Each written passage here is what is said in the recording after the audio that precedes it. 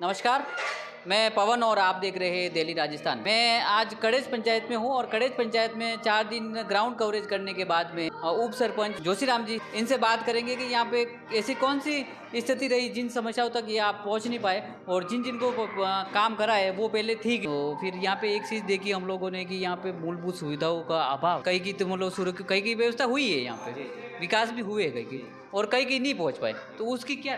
ये सर हमने देखो यहाँ पे सबसे पहले तो ये देखो एरिया है हमारा, एक तो बिखरी हुई आबादी है। सबसे जो मेन मुद्दा रहता है कि यार बिखरी हुई आबादी में कोई भी अपन जो व्यवस्था करने में बहुत कठिनाई आती है। पहले सबसे पहले जहाँ पर सड़क नहीं है वहाँ अपन कुछ भी नहीं कर सकते, मतलब साधन नहीं जा पाता वहाँ पर अपन कुछ नहीं तो हेडपम्प कर सकते हैं, नहीं कुछ लोगों के स्वास्थ्य के संबंधित तो मतलब गाड़ी जा सकती है। ऐसी मतलब मूलभूत जो सुविधा सबसे पहले हमारे यहाँ पे जो सड़कों का था, जो ग्रेवल सड़क है, ये इनके ऊपर हमारा फोकस था और कई सारे गांवों में फलों में हमने ये ग्रेवल सड़क और पीडब्ल्यूडी विभाग से भी हमारे कार्यकाल में क्यार का खेत, जहाँ से मतलब मैं वार्ड पंच हूँ, और अभी वहाँ पे हमने पूरे गांव में मतलब डामरीकरण सड़क करवाई है। ठेठ अपना एक फला पड़ता है डाबा खेत वहाँ तक, और दूसरा हमारा एक पड़ता ही है साकरिया। तो साकरिया में भी हमारे कार्यकाल में एक वो डामरीकरण वो हुआ है, मतलब पूरा चित्रावाद से ये साकरिया तक का। उसके बाद में हमारे ये रिसवड़ा है, तो रिसवड़ा का भी ये जो यहाँ से स्कूल तक नहीं था तो ये हमने करवाया। फिर ये निचली कड़ेस में यहाँ से लगा के वहाँ नीचे ठेठ अपना ये मसाना तक बोलते हैं, वहाँ पे हमने ये सड़कें करवाई। लगभग मतलब जहाँ ग्रेवल सड़क करवानी थी वहाँ मतलब लोगों की हमने करवाई। क्यार का खेत में हमारा जो डुंगरिया का फला पड़ता है वहाँ पे हमने ग्रेवल सड़क करवाई है। फिर हमने एनीकट पानी पे हमने एनीकट बनवाए हैं छोटे छोटे। बाकी जैसे आरसीसी रोड है रिसवड़ा में करवाया है, इधर अपने पंचायत में यहाँ पे भी करवाया, सामने आरसीसी रोड करा। फिर बाद में वो रोड आए पीडब्ल्यूडी वाले तो तोड़ दिया, लेकिन वहाँ पे हमने करवाया। हमारे शमशान पीडब्ल्यूडी वाले तोड़ने के पीछे क्या रीजन? उनके क्या हुआ कि वो डामरीकरण आया तो वो बोले कि यार इसको अपन डामर करते हैं तो भविष्य में कभी भी आपकी वापस सुधार आएगा ना। तो उन्होंने वो कर दिया कि पूरा आपका ये डामर का बन जाएगा तो बढ़िया रहेगा। तो वो ऐसे थोड़ा टूटा हुआ भी था, तो मेरे को चलो अब इसको थोड़ा, एक तो क्या है कि वो यहाँ पे जो हमारे जो पानी की जो अभाव रहता है ना, तो जहाँ हमने जैसे सीमेंट का काम करते हैं तो वहाँ थोड़ा उसको तराई वो थोड़ा के लेबर के हिसाब से करवाते हैं, तो कभी लेबर बैठ भी जाती है, जैसे मान लो यूँ, तो थोड़ा वो कम मतलब शिक्षा के तौर पे जो स्कूलें है, 2 स्कूलें मेरी नज़र में थी, तो मैं दोनों स्कूल में जाके ग्राउंड पे जाके आया हूँ। तो वहाँ पे देखा एक स्कूल पूरी तरह से जर्जर है, तो उसके 2 कमरे हैं अभी। जैसे वो सीनियर स्कूल है, सीनियर सेकेंडरी स्कूल है, तो वहाँ के बच्चे पंचायत में पढ़ते हैं। फिर अगर पंचायत में अगर कोई काम हो जाता है तो फिर उसके लिए कब ये बच्चों का क्या कहे? ये जो जर्जर हुई थी वो बारिश के समय में हुआ था। जब इधर बारिश का जो एंडिंग आया था उस समय इन मेंबर कमेटी बैठी होगी, आगे से जयन नयन भी आए होंगे, तो वास्तविक में जर्जर तो थे स्कूल है। तो वो क्या बच्चों के कई सारों इलाकों में गिरी थी छत, तो बच्चे का वो नुकसान घर उनके हुआ भी था।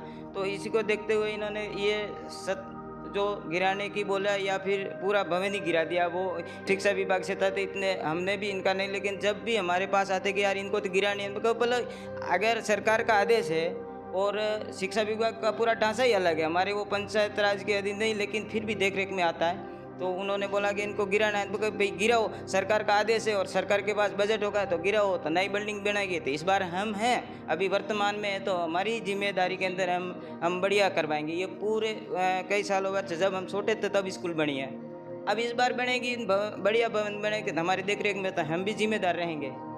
यूँ करके फिर बाद में गिराई तो वापस अभी तक आज दिन तक सरकार ने कुछ किया ही नहीं। तो फिर बाद में अभी जैसे हमारे ग्राम पंचायत कड़ेस में 500 गाँवों में सब भवन गिरा दिए, रिसवड़ा में गिरा दिए, हमारे क्यार का खेत में, इधर कड़ेस में, खाकरा खूणा में, साकरिया में भी गिरा दिया। वहाँ संस्कृत पाठशाला था, एक भी नहीं, मात्र ये 2 आप देख रहे थे कमरे, यही बसे हैं। फिर बाद में अभी और बीकानेर से आदेश आया कि यार बच्चों को वहाँ आप कड़ेस ले जाओ, पीओ में ले जाओ।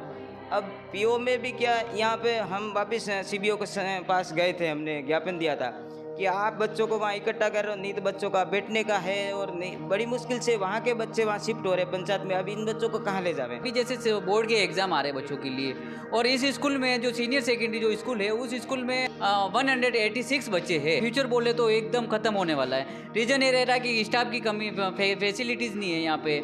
स्टाफ जो है, तो अगर कोई स्टाफ यहाँ मौके पे स्कूल में आ नहीं पा रहा है, बच्चों को पढ़ा नहीं पा रहा है, तो कोई यहाँ पे टीचर भी है, वो टीचर जिनके सब्जेक्ट नहीं है, जैसे कोई गणित का सब्जेक्ट नहीं, फिर भी उसको मजबूरी में सब्जेक्ट लेके उनको बच्चों को शिक्षा दी जा रही है। सर देखो, यहाँ पे मेरी जानकारी के अनुसार शुरू से ही यहाँ की स्टाफ की कमी है। हमारी जो यूपीएस स्कूल है क्यारका खेत की, तो वहाँ से अतिरिक्त जो एक यहाँ पर अध्यापक लगाया जाता है, हर बार लगाया जाता है, तो उसको हम भी उनको ऊपर दिन से नहीं करते, क्योंकि वो भी बच्चे हमारे, ये भी बच्चे हमारे। तो वहाँ क्या है कि हमारे स्टाफ मतलब लगभग पूरा है, तो वहाँ के मतलब एक या दो टीचर यहाँ पे जो ये इनके व्यवस्था थरू लगा देते हैं। अभी जैसे वर्तमान में हमारे एक क्यारका खेत के भी यहाँ आते हैं पढ़ाने बच्चों को।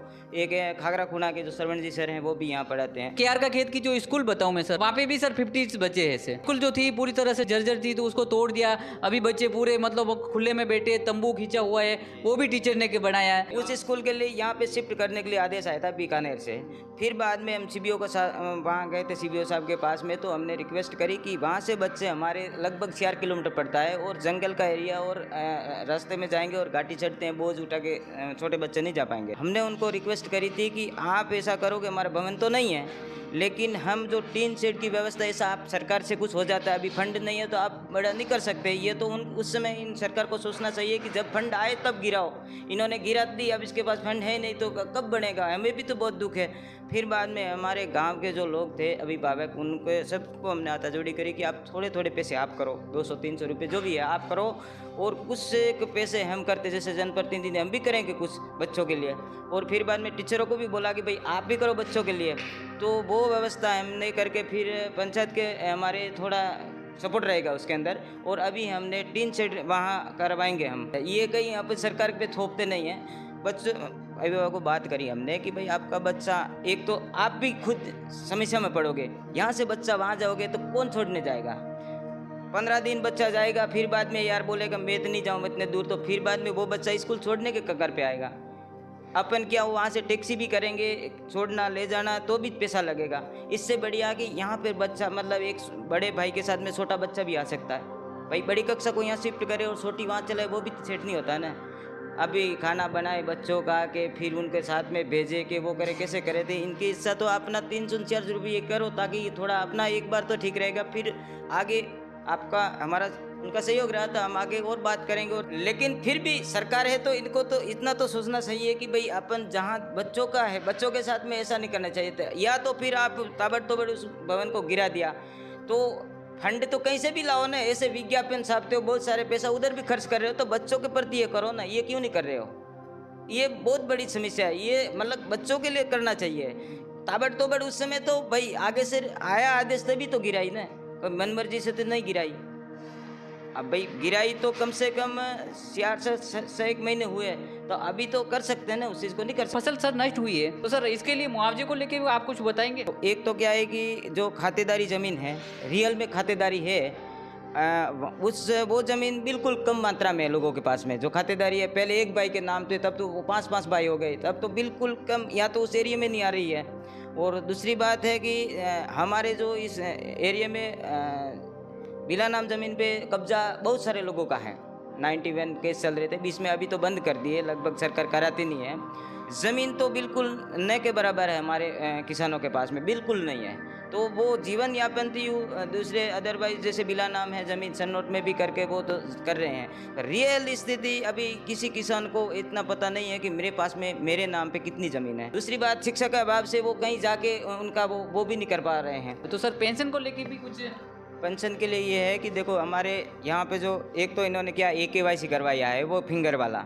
सबसे बड़ी समस्या वहाँ से आ रही है कि जब तक किसी का फिंगर नहीं लगेगा तो आगे वो एक्टिव नहीं हो पाएगा। जैसे हमारे यहाँ पे जैसे स्वास्थ्य के संबंधित हमारे यहाँ पे जो आंगनवाड़ी जो सहायक रहती है, आशा रहती है, तो उनको भी हम आशा को भी बोलते हैं कि जब हॉस्पिटल से आपकी कोई ऐसी दवाई आती है जो कुएं में छिड़कना है, यहाँ पे हेडपम्प और ट्यूबवेल तो बहुत बहुत कम है, से पानी भरते हैं या फिर नाले से भरते हैं, तो ऐसी कोई दवाई का जो आता है छिड़काव तो वो भी ला के थोड़ा थोड़ा आप उसमें डाला करो। और दूसरी बात है, लोगों को यूँ मतलब हम भी थोड़ा जानकारी देते हैं, वैसे तो हम शिक्षित लोग हैं इसलिए हम देते हैं। पानी अगर जो उबाल के अगर पीते हो ना तो उसमें जो भी कीटाणु है तो वो मर जाता है, तो एक बार तो वहाँ भी हो जाएगा। और दूसरी बात है कि आप खेतों में जो अपने उगने वाली चीज़ है, जैसे चील की भाजी है, ये फिर अपने जो खेतों में बनने वाली चीज़ है, अब चने की भाजी है, कुछ वो भी खाओ तो आपको पौष्टिक। एक आप बाज़ार से लाओगे तो यूरिया वाली चीज़ आएगी ज़्यादा ज़्यादा। और हमारे यहाँ पे जो से किसान है तो वो मतलब मवेशी भी पालते हैं, तो आप कम से कम यार जंगल में रहते ये तो फ़ायदा लो मवेशियों का, कम से कम थोड़ा घर का दूध हो, घर का थोड़ा घी हो, ये थोड़ी खाटी छाछ हो, ये घर का मिलेगा तो अपने को वैसे ही आधी बीमारी वैसे ख़त्म हो जाएगी। दूसरी चीज़ है कि आप अगर हॉस्पिटल जाओ तो सबसे पहले आप हॉस्पिटल में सरकारी हॉस्पिटल में जाओ। आप बंगाली के तरफ जाओगे तो वो अपने को कौन सी गोली लेनी है, कौन सी गोली नहीं लेनी है वो है। दूसरी बात है, हमारी जो सरकारी में जाते हैं ना, सरकारी में बहुत बड़ी समस्या है कि एक तो डॉक्टर सीट पे बैठता नहीं है, डॉक्टर सीट पे नहीं बैठता। जब मैं फर्स्ट हम सरपंच साहब और मिल करके डॉक्टर की हमने ध्वजा खड़ी की, एक पेपर में दिलवा था, तो फिर बाद में हमारे लोगों ने सहयोग नहीं दिया। उसमें लोग कह रहे हैं कि यार ये तो अभी नए नए बने हैं क्या, तो ये डॉक्टर से कुछ पैसा मांगते होंगे इसलिए इन्होंने वो अखबार में दिलवाया। हॉस्पिटल वालों की, जो सरकारी हॉस्पिटल वाले की सबसे बड़ी लापरवाही है।